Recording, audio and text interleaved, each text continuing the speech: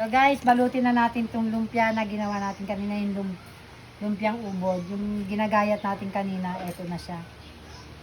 Balutin na natin. Eto na pala yung ibang nabalot namin.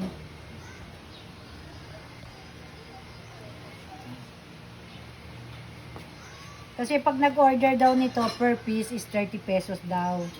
Eh eto, naggawa na lang kami.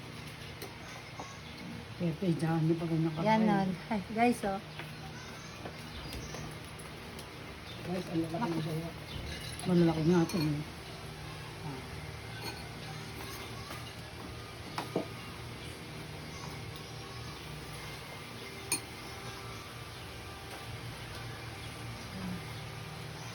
Ano lang, ilang minuto lang.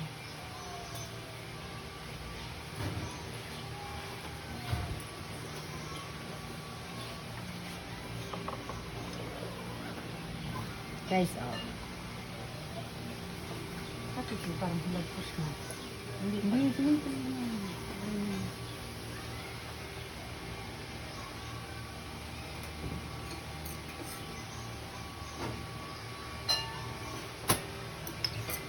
Ano yan pa? Ano na ba yung natin? Di ba masarap po?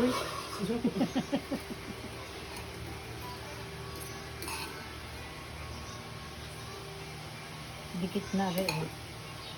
Hindi, tatang mo naman.